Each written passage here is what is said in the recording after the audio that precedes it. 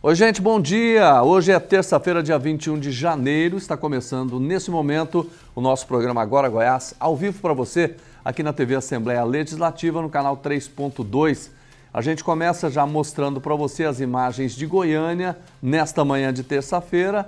O tempo está mais limpo, sem aquelas nuvens mais carregadas. A meteorologia está dizendo que essa semana o calor vai voltar com uma certa intensidade, chegando aí na casa dos 32, 33 graus. Imagens também de um cruzamento bastante movimentado, que é a Avenida T63, com a T4 no setor Bueno, aqui em Goiânia. Vamos começando o nosso programa, porque a partir de agora tem muitas informações para você.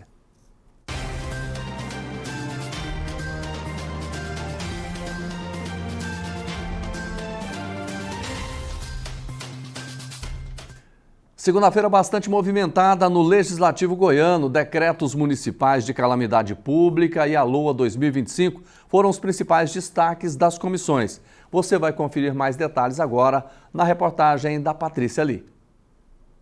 Aqui no Legislativo, a semana começou com intensos debates. Para começar, em pauta, decretos municipais de calamidade pública. Na primeira reunião da CCJ, Comissão de Constituição, Justiça e Redação, foram analisados os pedidos da capital e de Mambaí. Os decretos prevêem a reorganização das finanças municipais, a otimização de recursos e soluções para dificuldades críticas da gestão. Nada melhor do que, nesse momento, a diligência que nós solicitamos para que o Tribunal de Contas se manifeste nesses dois processos, para que a gente possa votar aqui favoravelmente, obviamente, daquilo que é o melhor para o município. Se é contra ou a favor, mas que o Tribunal de Contas se manifeste anteriormente. Além de tramitar nas câmaras municipais, os decretos também precisam do aval da Assembleia. E, nesse sentido, nós haveremos de tomar decisões mais apropriadas, com melhor resolutividade para que os municípios não sofram através de ações aqui da Assembleia. Muito pelo contrário, o que nós buscamos é cuidar cada vez melhor da população, tanto de Goiânia quanto de Mambaí, que são os dois processos que estão encaminhados aqui na Constituição, Justiça e Redação. Na comissão mista, os deputados membros do colegiado apreciaram 5 processos legislativos. De volta à reunião extraordinária da CCJ, mais decretos municipais de calamidade pública foram apresentados. Desta vez, as cidades de Guarinos e Pilar de Goiás. Os deputados aprovaram o parecer pela diligência e agora aguardam a manifestação do Tribunal de Contas dos municípios. Ainda durante a comissão, foi autorizada a declaração de calamidade pública somente para a área da saúde de Goiânia, por 6 meses. A prefeitura vai receber agora os IPTUs e ITU. No mínimo vai entrar 900 milhões de reais nos caixas da prefeitura. Existem os outros repasses que acontecem, então, caso seja realmente necessário, não teremos dificuldade nenhuma, mas o que fez de ser importante e sério nesse momento é para que o prefeito Sandro Mabel faça a regularização da saúde. E eu estava ouvindo ali agora que ele já determinou para que os prestadores da saúde recebam em 3 dias úteis. Eu quero aqui cumprimentá-lo por isso. Quer dizer, ele disse que em 100 dias resolveria, já está surpreendendo a população, dizendo que em 3 dias ele estará pagando os prestadores. Por fim, após a discussão e votação dos decretos, foi apresentado na Comissão de Tributação, Finanças e Orçamento o relatório da LOA, Lei Orçamentária Anual, que estima a receita e fixa a despesa do Estado para o exercício de 2025. 1.018 emendas parlamentares dos 41 deputados estaduais fazem parte do relatório, que agora segue para a apreciação do plenário. Vamos fazer lá a votação, primeira e segunda votação, e discutir cada um dos que foi apresentado aqui, independente que os deputados foram da base ou não. Conversei com o pessoal da economia e chegamos à conclusão da melhor entrega, que foi o que aconteceu aqui agora há pouco.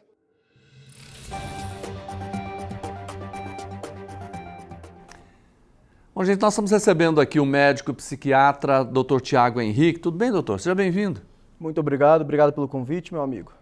Pois é, e a gente vai falar sobre um tema polêmico que envolveu principalmente os últimos dias, por isso a gente já vai começar mostrando para você as imagens do que aconteceu dentro da UTI lá da cidade de Morrinhos, do Hospital Municipal, em que um paciente surtou, né, ameaçou de morte uma enfermeira e depois acabou sendo assassinado por um policial militar.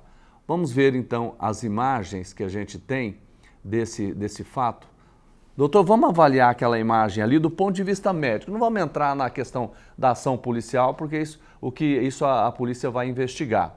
Mas eu queria saber do senhor. O filho diz que ele tinha vários problemas. O senhor tem conhecimento da questão médica que ele passava?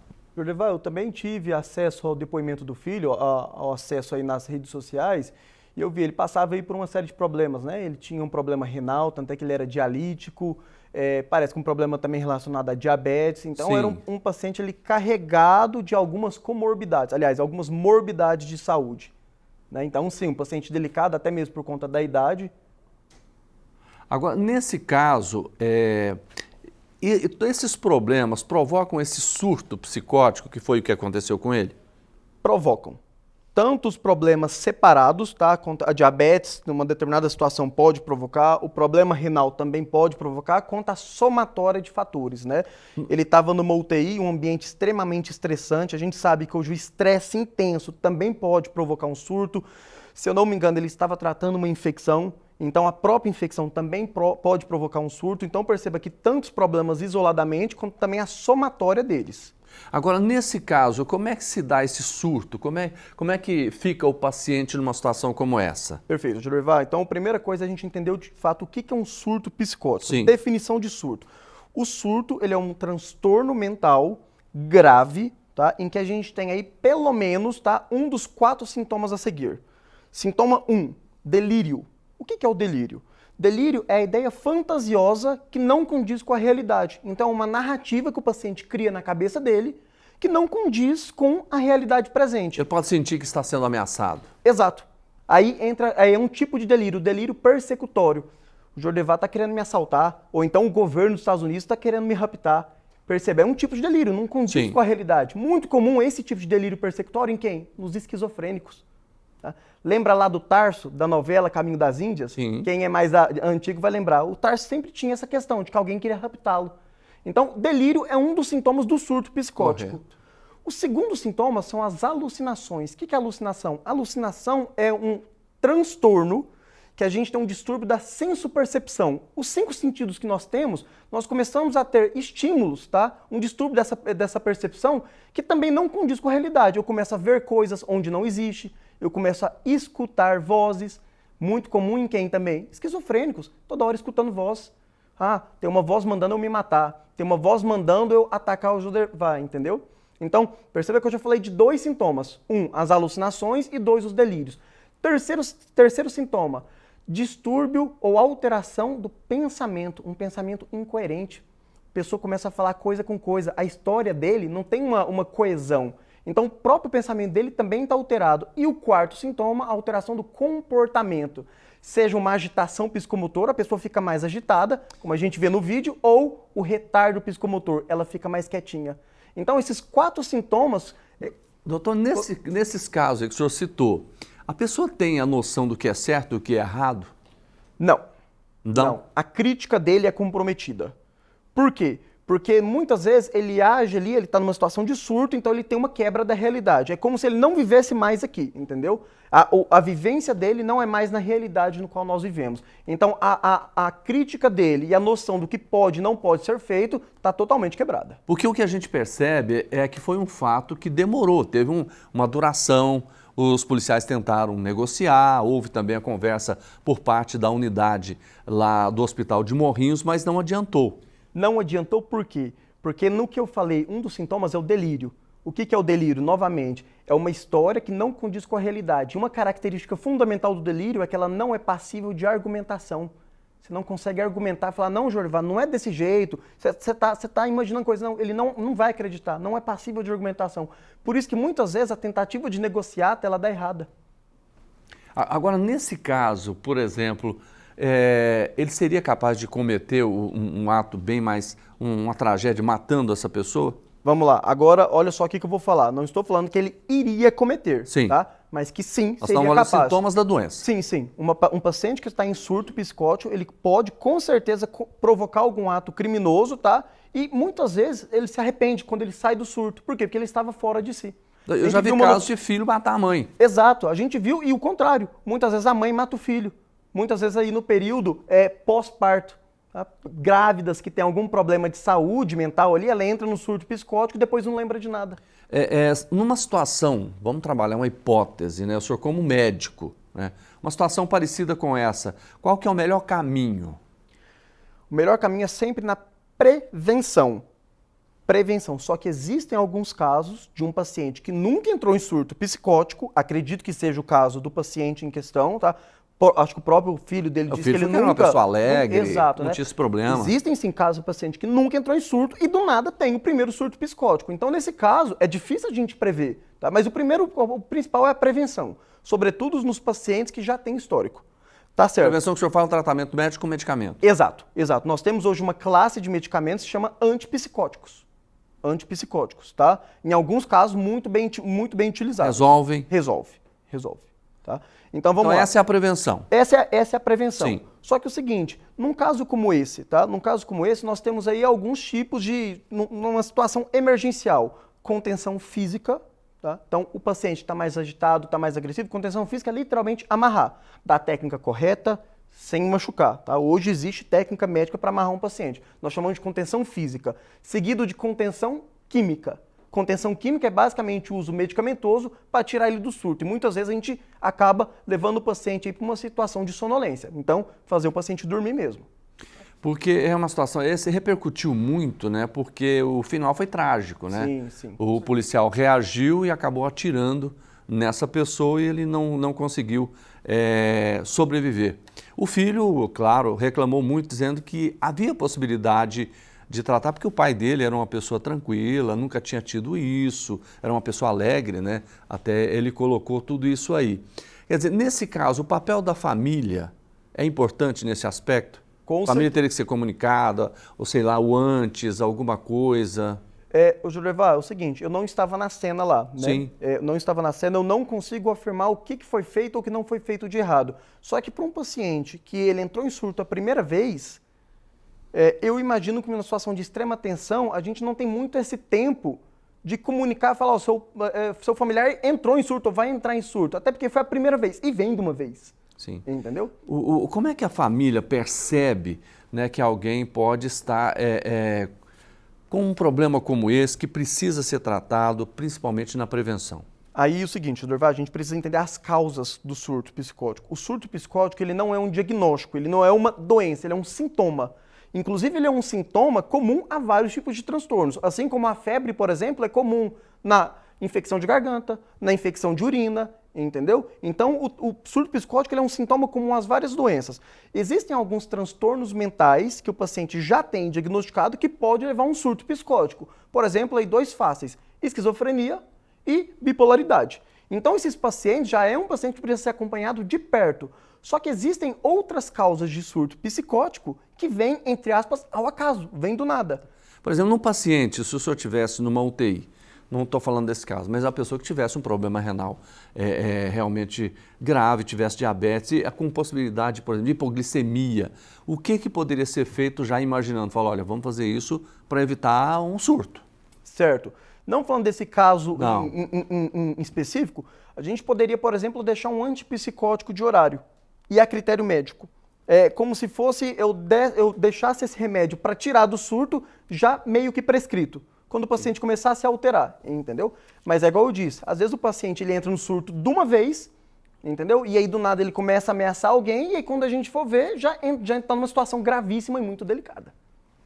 Doutor Tiago, eu queria muito agradecer ao senhor por trazer tantas explicações sobre uma situação tão delicada, que é exatamente esses transtornos. Tiago Henrique, que é médico psiquiatra, mais uma vez, muito obrigado ao senhor. Eu que agradeço o convite, obrigado, e a gente está sempre aqui à disposição para levar um pouco de informação sobre esse universo da psiquiatria. Volte mais vezes.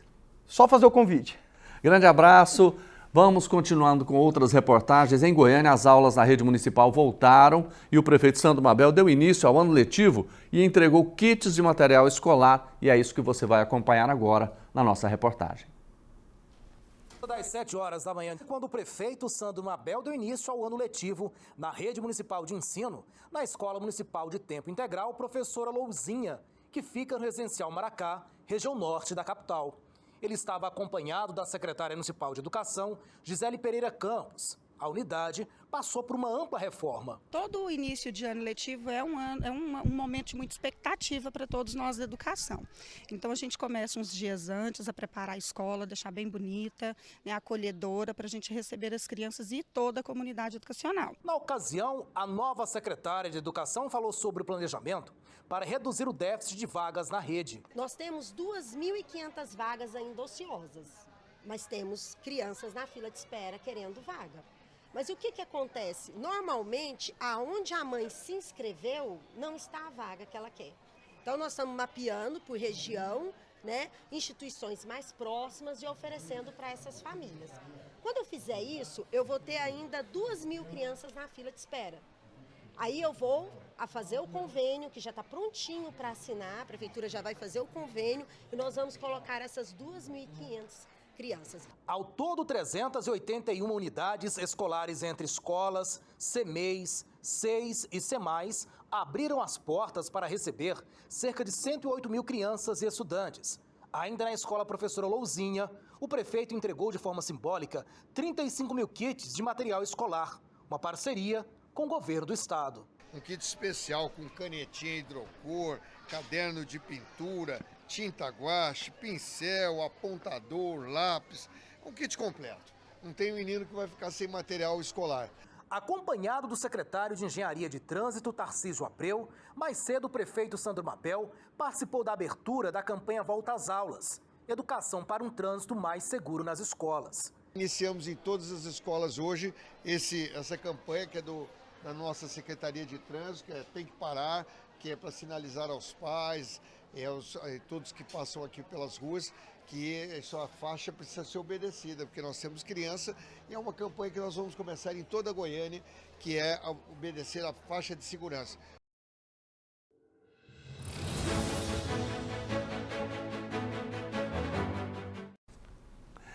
Olha, gente, que legal! Amanhã vai ter lançamento de livro infantil lá no Instituto Histórico. E eu estou trazendo aqui a autora desse livro, que é a artista plástica Selvita Maria de Paula. Tá tudo bem com você? Tudo bom. Seja bem-vinda. Bom dia. Obrigada, Jolevar. Agradeço muito a oportunidade. Prazer é nosso receber você. Você está com o livro na mão. Isso. Mostra ele para mim. É Aniversário no Sítio. Isso, esse aqui é um livro, uma história infantil do Aniversário no Sítio, que essa criança, na verdade, ela mora em Goiânia. Ah, é baseado numa história de uma criança real. Isso. E aí, essa criança, ela vai ter o aniversário dela lá no sítio da vovó. E lá é uma festa muito simples, com um bolo de fubá, com guloseimas assim, bem simples. Sim. E ele ganha um chapéu que nunca mais saiu da cabeça dele e ganha um filhote de cachorro. E ele, assim, esse livro ele traz a questão da simplicidade, porque às vezes a criança não precisa de muita coisa para ser feliz no seu aniversário.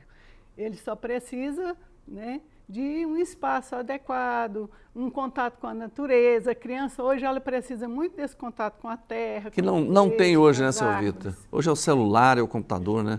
E lá ele teve uns momentos totalmente diferentes, assim, brincando com os amigos e fez a festa. E ele, assim, teve momentos bastante Quem fez a ilustração? Você também? Eu mesmo que faço. Ah, você fez a ilustração, a história toda. Isso. Que bom. E pode até mostrar a ilustração, eu gostei de ver, viu? Ah, tá. O Ronaldinho vai mostrar aqui pra gente. Olha que legal, que bonito. E essa criança, hein? Me fala dela. Aí a irmãzinha dele, né, ela tem problema, ela não enxerga, tá? E ela, assim, porque todos os meus trabalhos, tanto na pintura quanto na questão da literatura, Sim. eu procuro trazer a questão da inclusão. Então, sempre vai ter uma criança andando de cadeira de roda, a outra com outro problema de... No caso dessa é a deficiência visual. É, esse aqui, no caso, é criança visual, sabe? Agora, nós estamos falando de um livro com a temática infantil, mas você tem outros livros também, nessa mesma linha? Eu tenho esse livro aqui, O Interessante Mundo da Criança, que eu lancei em 2019 e que também fala de criança, porque eu trabalhei mais de 30 anos com crianças assim na educação infantil. Quase 30 anos, pouco mais, aposentei com 30 anos. Então, assim, eu tenho uma ligação muito grande com a criança. E esse outro livro também é um livro bastante interessante porque eu criava pequenos textos para trabalhar com meus alunos, então são vários temas. E tem esse outro livro aqui, tá? Esse aqui é uma espécie de boneco que o Raumson lá do Estúdio Castelo fez para mim, mas ainda não consegui publicar, mas vou publicar. Você colocou Pix e seus amigos? É porque as crianças estão brincando na rua e quando eles estão brincando, eles escutam um barulho, aí vai ver, é um gatinho que foi abandonado, sabe, na rua. E eles... Aí nesse aí tem uma criança cadeirante. Esse aqui ele é o tipo juiz do jogo. Aí eles encontram, né, o gato lá e aí todas as crianças querem adotar o gato, mas as famílias ninguém, não, aí eles vão levando não. As crianças vão falar, não, as mães, né, os pais não aceitam, até que o personagem principal... Seu Vitor, eu queria até que você falasse, por exemplo, porque a gente sempre fala livro, mas o livro com temática infantil mesmo, está tendo muitas publicações sobre isso? Olha, esse último livro que eu publiquei, que é esse aqui do Um Aniversário no Sítio, eu publiquei lá na Kelps. Então, lá, assim, parece que... A editora Kelps é fantástica, né? Nossa. A Adriana lá, que eu trabalhei foi com a Adriana, né? E o Pedro Henrique, que é a pessoa que ajudou, né? Então, vamos fazer o seguinte... Vamos fazer mais um convite, porque vai ser amanhã, que hora? Às 9 da manhã? Às 9 da manhã, aí vai ter o café aqui no nosso lançamento do aniversário no sítio, Selvita Maria de Paula, amanhã, quarta-feira. Isso, às 9 horas, lá na Casa Rosada. A Casa Rosada é ali o Instituto Histórico e Geográfico, não é? Isso, exato. Que fica na Praça Cívica, né? Na Praça Cívica, quase de frente aí. Quase de frente para o Palácio do... Quase na esquina com 85. Isso, quase esquina com 85 e 82. Aliás, o Instituto Histórico está abrindo um espaço muito grande para as artes, né? É verdade. Muito importante. O presidente lá, o doutor Jales Mendonça, ele tem feito um trabalho bastante interessante, assim, tem abraçado muito, assim, com muito cuidado, com muito carinho, e assim, a questão da cultura, né, da história, né, de Goiânia. Então, o povo goianiense pode estar prestigiando o trabalho dele. Ele tem na pessoa do Cassiano também, que é o nosso curador lá de artes, pessoa bastante interessante. Então, o Instituto ele está fazendo um trabalho excelente. E eles, neste ano, têm muitas outras propostas que vai valer a pena conferir, viu, Jorge Devar? Com certeza, a gente vai estar trazendo aqui, sempre abrindo espaço para vocês. Primeiro, parabéns, gostei muito do livro, muito bonito, inclusive a ilustração super legal. Obrigada. E sucesso. Eu gosto também. Sucesso. E, inclusive, o Instituto, ele firmou parceria lá com a AGAVE, que é a Associação dos Artistas Goianos, que inclusive eu sou associada, e essa parceria está dando oportunidade para que nós possamos expor os nossos trabalhos. A AGAVE está fazendo um trabalho maravilhoso. Porque a Casa Rosada é um espaço lindo, né? Então, nós artistas estamos sempre procurando assim, o melhor. E tanto assim, a gente procurar se melhorar, mas está ocupando espaços bonitos, espaços confortáveis, né? Espaços agradáveis, como é o espaço lá da Casa Rosada. Obrigado pela sua entrevista, sucesso amanhã no lançamento. Tá. Uma boa tarde, bom dia. Bom dia. Tá bom. Aí tem a exposição de arte também. tem. Pode falar, sim. Tem a exposição de arte também, que é amanhã que eu vou fazer. Lá também? Eu vou fazer tudo com... Como é que vai ser a exposição? Quantos trabalhos você vai apresentar? Em torno de 20. 20? Ok. Então as pessoas vão ver o seu trabalho e é o lançamento do livro. Uhum. Seu Vitor, um abraço para você, obrigado. Mas aí não vai mostrar a parte das pinturas, não, que o Jefferson... Você tem as imagens aí das pinturas, Kennedy? Lá. Pode falar, vamos aproveitar, o espaço é seu. Tá. Vamos falar então aqui, nós temos aqui, você está trabalhando inclusive aqui, a Praça Cívica, não é? Isso. Pode falar? Pode, você está ao vivo. Nesse momento, eu estou mostrando aqui alguns trabalhos bem antigos meus, que são trabalhos... Aí pede para ele voltar só. Só lá naquele primeiro hino de Jesus para me falar, que aí depois eu passo para essa outra parte. Esse trabalho, Jordevar, é de 1993. Eu pintava com tinta guache e doei esse pequeno trabalho para uma amiga e ela, assim, guardou durante todos esses anos esse trabalho.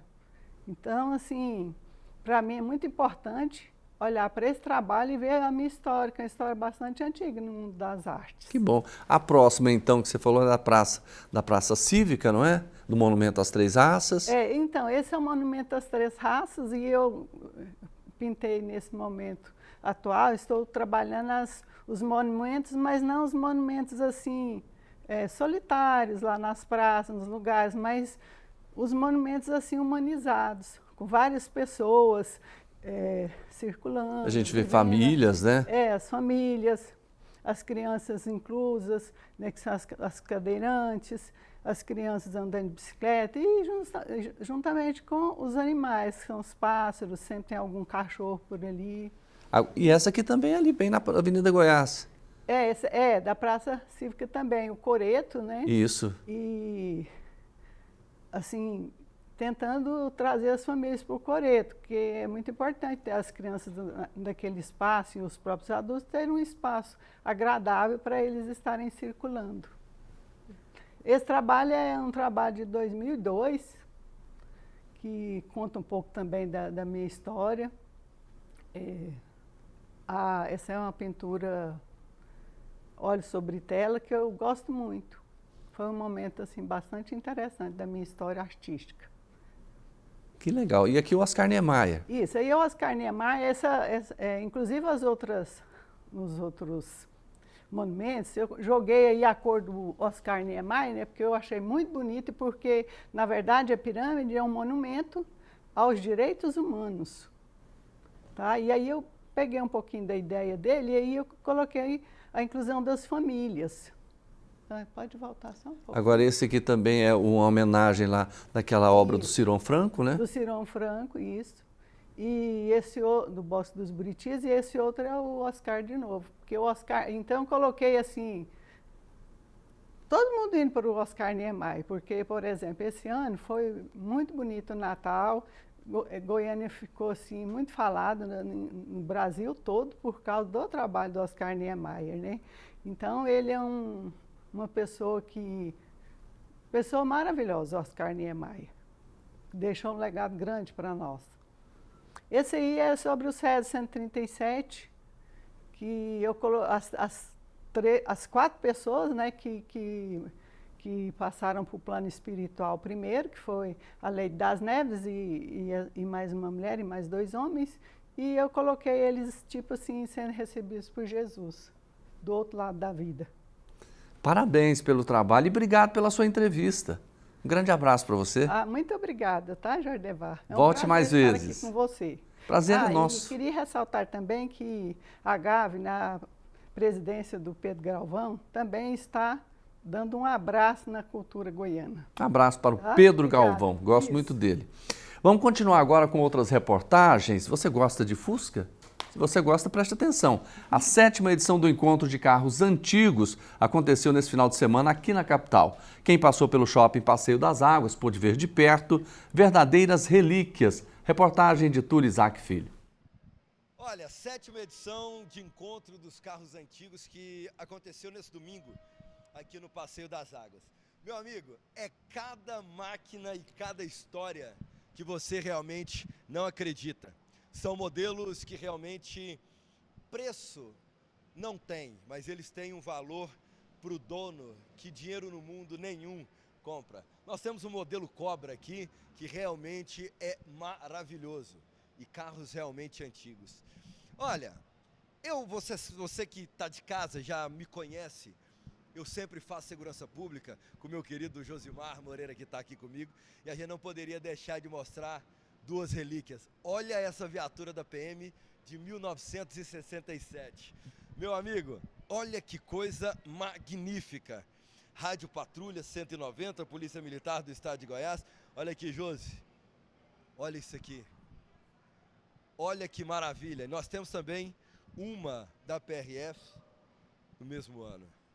Um encontro que é um encontro de gerações, um encontro para você conhecer histórias, se emocionar e realmente aprender o que é valor. Então, 7ª edição aconteceu no Passeio das Águas. Josimar, é cada um mais lindo que o outro. Ó, e prepara, você que não veio, fique tranquilo porque a associação do meu querido amigo Capelletti vai trazer novamente, ano que vem, a 8ª edição desse encontro que mexe com todo mundo. É uma paixão que vem desde criança. Eu, quando fui, minha mãe, estava na barriga da minha mãe ainda, o meu avô, que foi levar minha mãe para o hospital. E, então eu fui praticamente, nasci dentro de um Fusca, né? E meu pai e minha mãe contam que para me dormir, meu avô tinha que dar uma volta comigo na quadra dentro de um Fusca. E eu tenho um Fusca hoje, 1970, placa preta, caracterizado da Polícia Civil. Uma viagem ao tempo, histórias que marcam gerações e uma única paixão. Carros antigos. É bom demais, isso aqui pra mim é uma maravilha, né? Uma das coisas assim, da diversão que eu gosto é a melhor coisa que eu gosto. Isso passa pra criançada? Passa, não, meu menino mesmo, cadê ele? Tem um aqui, ó, do lado. Aqui, isso aqui é apaixonada. Por que exposição de carro antigo? Reviver o passado, é lembrar do passado. Acho que isso faz crescer o ego da gente, né? É muito importante relembrar que meu pai teve, meu avô teve. Então acho que isso é muito importante a gente relembrar e reviver o passado. E nessa edição nós encontramos de tudo e para todos os gostos e, claro, de todos os anos que você imaginar, nós temos de exposição aqui. Desde o mais potente até aquele que vai realmente, meu amigo, chamar a atenção por onde passar. O que esse carro significa para você? Sem palavras, porque é um hobby, né? Um hobby, então, é sem palavras. Fazer o que você gosta não tem nem o que falar, entendeu? É emocionante, né? Quando você faz o que você gosta. Um carro completamente diferente do que a gente consegue ver nas ruas. Essa era a intenção? Com certeza, chamar atenção, não passar desapercebida no trânsito. E a gente vê que ele é muito bem cuidado. Que ano que ele é? Já gastou tanto? Troca esse carro por alguma coisa? Ele é do ano de 1978, tem 47 anos. Até uns tempos atrás a gente anotava tudo o que gastava na Penélope. Isso uns 3, 4 anos lá atrás já tinha ido 60 mil.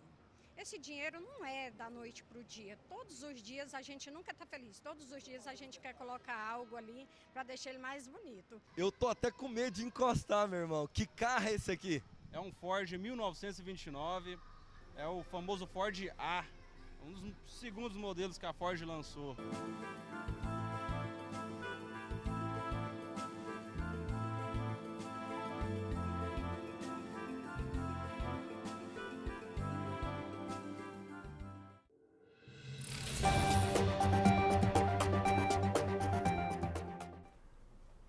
Camila, tá tudo bem com você? Tudo bem, Jordevar, graças a Deus. Um prazer estar aqui mais uma terça-feira. Você gosta de Fusca? Eu adoro Fusca. Já teve algum Fusca? Na verdade, o meu bisavô, ele tinha um Fusquinha lá em Anápolis. E para mim era uma emoção, assim, entrar dentro desse Fusquinha do meu bisavô, na verdade, né? Eu acho que é porque eu sou uma apaixonada naquele senhorzinho. Ele faleceu, né? Ele teve um infarto fulminante. Mas para mim é uma das pessoas mais marcantes da minha vida. E aí o Fusca vem junto, né? Porque ele tinha um Fusca. Mas o Fusca é uma gracinha, pois é. Gente, a Camila Caiado é a nossa nutricionista que toda terça-feira está aqui com a gente, né? E um tema que ela trouxe para a gente falar, para a gente conversar, que é super importante, depressão e as consequências sobre a alimentação. Isso mesmo, Jordevar. Muito mais do que a gente imagina, né? A depressão, ela é uma alteração psicológica, mas o tratamento dela é multifatorial. Ela tem origens aí que podem ser genéticas, do próprio ambiente onde a pessoa está inserido, mas os hábitos alimentares e o estilo de vida também contribuem para piorar ou amenizar os sintomas da depressão. Então, tem muito a ver e cada vez mais surgem estudos para falar o que a sua alimentação pode ajudar no tratamento. É claro que só a alimentação, Jordevar, não vai curar ninguém da depressão, não é capaz de melhorar uma depressão, é preciso de um tratamento conjunto. Um psiquiatra, uma psicoterapia, então precisa de todo um ajuntamento de fatores para que obtenha uma melhora na depressão, mas a alimentação com certeza pode contribuir. Mas a depressão, ela impacta, por exemplo, no apetite?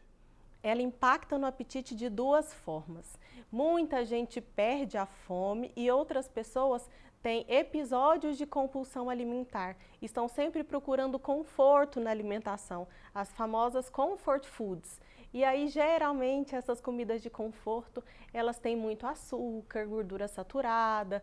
E aí, o que acontece? A pessoa come o açúcar. Na hora, ela vai sentir uma sensação de prazer e bem-estar instantânea, junto com um pico de glicemia.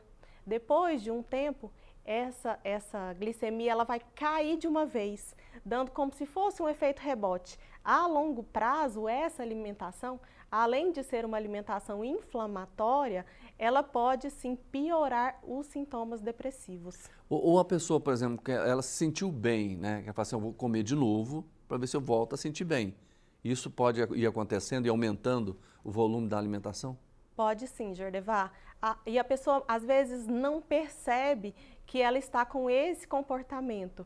Ou seja, toda vez que ela se sente mal, depressiva, frustrada, ela vai de encontro a uma alimentação mais rica em gordura e mais rica em açúcar. E aí esses episódios, se eles se tornam uma regra na vida dessa pessoa, tem alguma coisa errada e aí a gente precisa investigar e a gente precisa controlar para não levar a aumento de peso, para não levar a outras comorbidades associadas ao ganho de peso e também a piora dos sintomas psiquiátricos. Quer dizer, uma fuga. É uma fuga. E quando a pessoa começa a ter essas fugas, qual é o melhor caminho para que a pessoa percorra esse caminho para não ter problemas lá na frente? O melhor caminho, Jordevar, é a pessoa repensar a sua alimentação e tentar incluir alimentos que ajudam no combate a essa depressão. E sim, eles existem. Por exemplo, os alimentos ricos em boas gorduras, ômega 3, então peixes gordurosos como salmão, sardinha, linhaça, nozes, são bons alimentos aí ricos em ômega 3 que podem ajudar a desinflamar, são anti-inflamatórios naturais e são ótimos para o cérebro. Outro alimento muito importante são aqueles de folhas verdes escuras, algumas castanhas, porque contém magnésio. O magnésio ele é um relaxante natural. Então, a pessoa tem menos sintomas de ansiedade quando está tudo ok com o magnésio dela. Então, as vitaminas do complexo B, B6, B9, que é o ácido fólico, e a vitamina B12 também são muito interessantes para pessoas que têm depressão. Então, procurar fazer uma alimentação rica em frutas, vegetais, legumes, peixes e azeite, como a dieta mediterrânea, por exemplo, existem estudos que associam essa dieta, que é a mediterrânea, à diminuição dos sintomas depressivos. Então, sim, você pode procurar se alimentar melhor e isso vai melhorar o seu bem-estar. Estou olhando aqui, então, ômega 3, magnésio, vitamina B, tudo isso são coisas boas, vamos dizer assim, para a depressão. E alimentos ricos em triptofano também, como a banana e o chocolate com mais de 70% de cacau. As pessoas fazem isso, por exemplo, nós estamos trabalhando com a nutricionista, né? Mas os médicos, quando ele vai atuar na questão da depressão, você percebe que eles também vão para esse lado ou só vão para o lado do medicamento? Jordevá, a psiquiatria nutricional tem até nome, ela vem aumentando, né, no decorrer do tempo, e os psiquiatras estão associando uma melhoria muito grande dos sintomas com a mudança do estilo de vida do paciente. Então, muitos psiquiatras já estão partindo para esse tratamento. É claro que precisa de medicamento em muitos casos, precisa da psicoterapia em muitos casos, mas eles entendem hoje que a boa alimentação e a atividade física são muito resolutivas para a melhora dos sintomas do paciente, não só da depressão, de outros distúrbios psiquiátricos também. Já que você falou na atividade física, né? De que forma ela ajuda na questão do combate à depressão? De duas formas principais, Jordevá. Primeiro, que é a geração do bem-estar. A pessoa, logo depois de praticar atividade física, ela sente aquela sensação de dever cumprido, ela aumenta todos os seus hormônios de prazer e bem-estar. Então, a pessoa fica endorfinada, né, depois da atividade física. E outra coisa que também é muito interessante é o ganho de massa magra, porque os nossos músculos funcionam como uma farmacinha do nosso corpo, gerando ali anti-inflamatórios naturais. Então, é muito importante a atividade física em dois eixos, tanto na parte hormonal e de sensores, né, do nosso corpo, quanto para a parte anti-inflamatória, sem contar o aumento de força, né, a atividade social que a pessoa faz ali também, né? Durante a academia, melhora de disposição e a melhora da autoestima também, porque quando a pessoa está se sentindo bem consigo mesma, né, está se sentindo bonito, ela melhora a autoestima dela e isso ajuda no tratamento. Agora, Camila, quando a pessoa comete aquelas fugas que a gente estava colocando e começa a ganhar peso, né? Se, por exemplo, a pessoa já estiver num estágio assim, mais avançado, já está com um peso bem acima do que ela deveria ter, por conta da questão da depressão, aí é um caminho a seguir, só com nutricionista ou vai com remédio? Tem que ir para o psiquiatra? Jordevá, os casos são muito individualizados, Sim. né? É preciso observar caso por caso. Mas muitas vezes o paciente tende a se beneficiar de um trabalho multidisciplinar.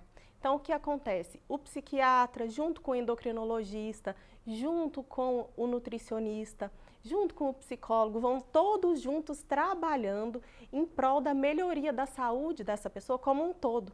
Às vezes ele precisa sim de um redutor de apetite, às vezes ele precisa de outros medicamentos para ajudar ele nesse processo compulsivo.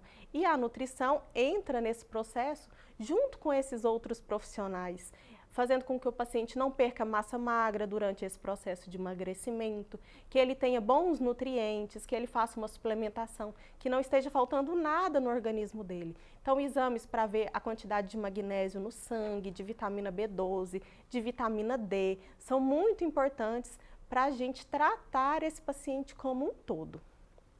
Camila, mais uma vez, obrigado pela sua entrevista. Eu que agradeço, Jordevá, é sempre um prazer estar aqui. E eu queria deixar um recado, né, claro, para os nossos ouvintes, que cuidar da saúde, cuidar do corpo é o primeiro passo para a gente cuidar da cabeça também. Recado dado, terça-feira que vem, estou te esperando. Eu estarei aqui, se Deus quiser. Tá bom. Grande abraço para você. Vamos continuando aqui com outras reportagens. O governador Ronaldo Caiado sancionou um pacote de projetos de lei que atualiza planos de carreira e garante reajustes salariais para servidores públicos estaduais. A reportagem é do Vitor Silva. Os reajustes e a reestruturação de carreiras dos professores da rede estadual foram sancionados pelo governador Ronaldo Caiado. Servidores da segurança pública também foram contemplados. Eu tenho certeza absoluta que eles vão ficar encantados hoje, já vão receber já nesse mês de janeiro, como também todas as forças de segurança pública também já vão receber neste mês de janeiro, e nós vamos cada vez mais resgatando essa dívida que veio quando assumiu o governo, que cada vez nós estamos mostrando aí melhores resultados para a população e para todos os servidores. Servidores temporários da educação receberão o pagamento da database no valor de 4,83% a partir de maio. Somando os reajustes do piso com os já concedidos anteriormente em outubro de 2024, o ganho real será de até 23,20%. O professor 3, que é entrada de carreira aí, ele tem um ganho real de 11,58% até 23,20%. Já o professor 4, que é o especialista da rede, ele teve um ganho real de 12,46%. O superintendente de desenvolvimento de pessoas da SEDUC ressalta ainda a importância da valorização destes profissionais, o que alavanca a educação no estado. O estado de Goiás está em primeiro lugar no IDEB, né? Então o governo quer manter, é uma política de manter o primeiro lugar, mas com qualidade. Qualidade de que jeito? Com que o professor tenha vontade, tenha aquele querer de estar na sala de aula, querer de ensinar. O reajuste salarial, além de reforçar a valorização da educação no estado, traz um alívio para os professores. Os novos valores já começam a valer a partir da folha de pagamento de janeiro. A Águida é professora de educação física. Atua há 27 anos, sendo 19 destes na rede estadual. Para ela, o olhar mais apurado do Estado para a educação é de grande importância. Trabalhar, né, com investimentos, com valorização, é trabalhar mais feliz, é trabalhar com alegria, né, porque nós estamos ali realmente para trazer para o nosso público o melhor. A professora de língua portuguesa Maria Luísa Mendes já está na carreira há 32 anos. Segundo ela, a atual fase da educação em Goiás é uma das melhores da história. A nota do IDEB, ela é a materialização de toda a ação desses profissionais e, principalmente, sobretudo, de uma gestão que sabe fazer gestão com dinheiro público.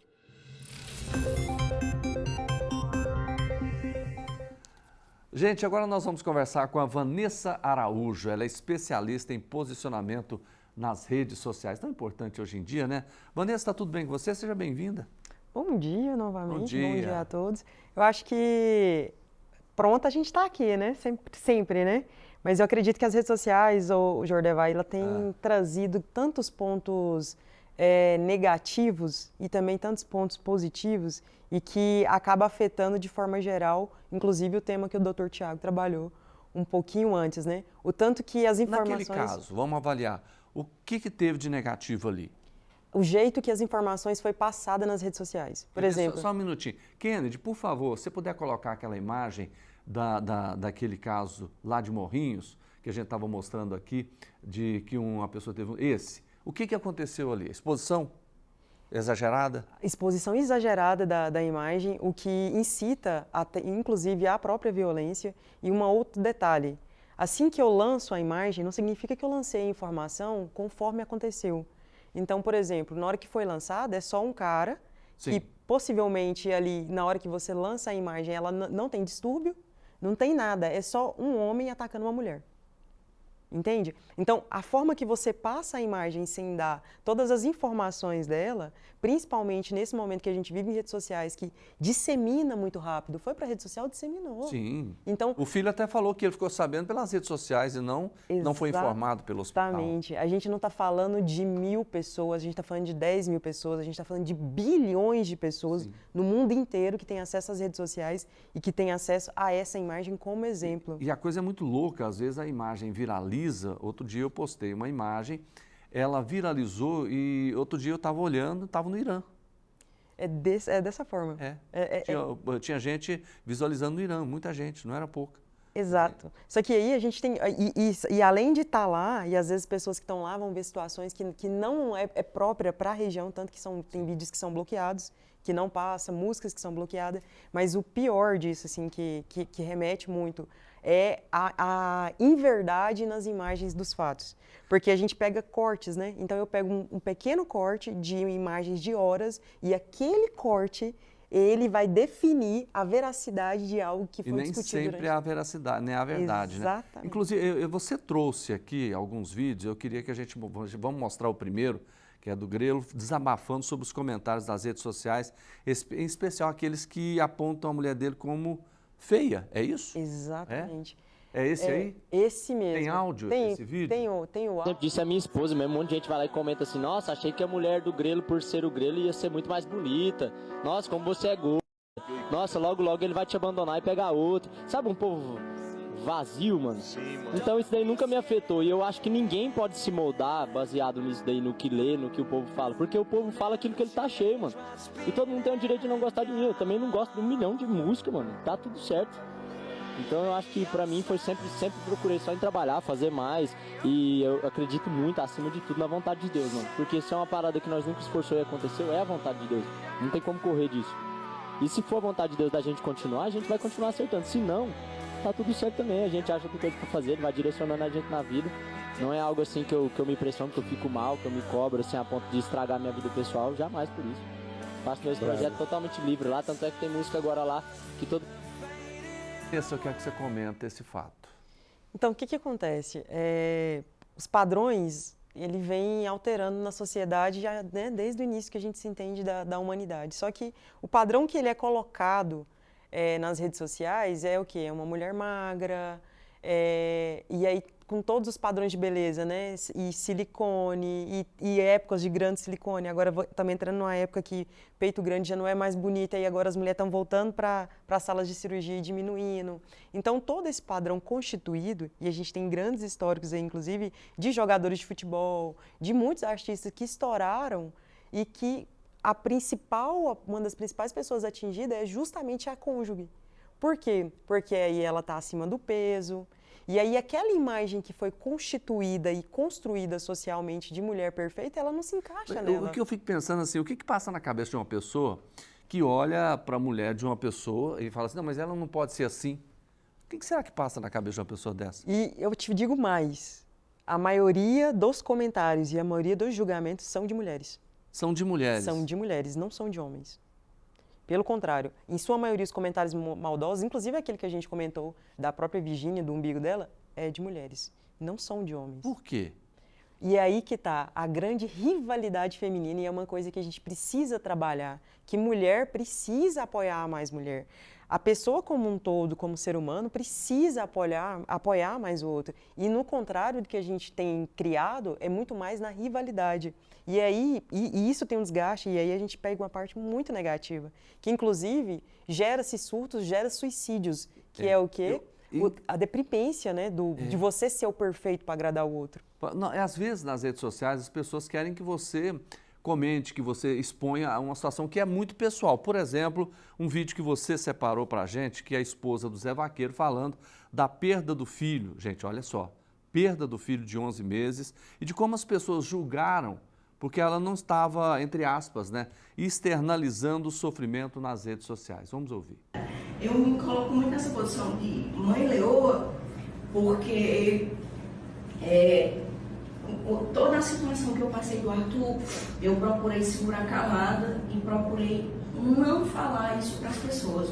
Porque a pior coisa do mundo é você falar para as pessoas que não querem ouvir ou que não vão dar atenção a esse assunto. E colocando novamente a minha palavra, eu procuro ser uma pessoa restrita nisso. Eu procuro falar na hora certa e com as pessoas certas. E hoje eu vesti a camisa do meu filho e vim aqui, porque aqui eu sabia que eu ia falar e ia ser ouvida. E ouvir as pessoas certas. Porque quando se fala de realidade, você só vai conseguir falar e sentir a necessidade assim de ouvir as pessoas e se colocar no lugar delas. Gente, uma pessoa comentar sobre o sentimento de perda de um filho é o fim da picada. Então, o processo dessa mãe é um pouco mais dolorido, do meu ponto de vista, do que a gente tem acompanhado. Duplo, né? Por quê? Além de ser duplo, durante todo o período que o neném ele já nasceu com essa doença rara, eles sofreram muito ataque. Tanto o Zé quanto ela sofreram muito ataque. Ela sofreu principalmente porque ela não externalizava o sentimento em rede social. E aí os comentários eram, ela não está sofrendo, o filho está internado na UTI e eles estão saindo para jantar.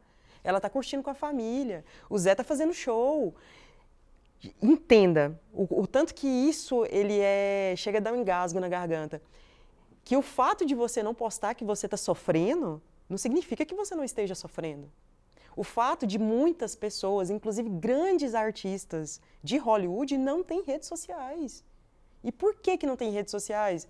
porque não querem publicar a vida deles e não querem viver nessa dependência das redes sociais. O tanto que isso prejudica a vida das pessoas não faz sentido, não tem limite de nós, enquanto vemos essas situações, não se posicionar. É necessário se posicionar nisso. Eu lembro que num dos primeiros programas que eu vim aqui, você me disse ainda uma frase que ficou muito guardada, que alguém te falou que estar por trás das redes sociais te permite ser uma pessoa que você não é, né? A distância corajosa também. A distância corajosa. Essa frase, ela ficou me martelando. E que as pessoas fazem comentários mesmo sem... O que é mais impressionante é que as pessoas fazem comentários sobre questões que são extremamente doloridas para as outras pessoas. Imagina, você perder um filho já é uma dor monstruosa e as outras pessoas fazendo críticas sobre o seu comportamento, se você quer ou não se mostrar nas redes sociais, não tem lógica, né? É um negócio assim que impressiona, porque a gente leva as redes sociais como que seria um instrumento de entretenimento, né? E o entretenimento nada mais é do que a gente se entreter, certo? Mas não está sendo entretenimento, está sendo uma arma. E uma arma que prejudica as pessoas de uma doença silenciosa que acabou de sair daqui um doutor, que é psiquiatra, que justamente essa doença e essa arma silenciosa mata muita gente no mundo inteiro. Por isso que você está sempre aqui para falar sobre essas questões das redes sociais, que é um tema super importante, super atual. Eu espero ver você logo, tá bom? Vamos lá, tomara que semana que vem seja um assunto mais... Né? Escolha. Exatamente. Vamos trazer alguma coisa mais alegre, né? Vamos então sim. Fica o desafio. Vanessa Araújo, gente, ela é especialista em posicionamento nas redes sociais, sempre está dando dicas e comentando aqui com a gente. Um bom dia para você. Bom dia, obrigado. Gente, nós encerramos o nosso programa, mas amanhã a gente volta às 9 da manhã ao vivo. Obrigado pela sua companhia. Um grande abraço e até lá.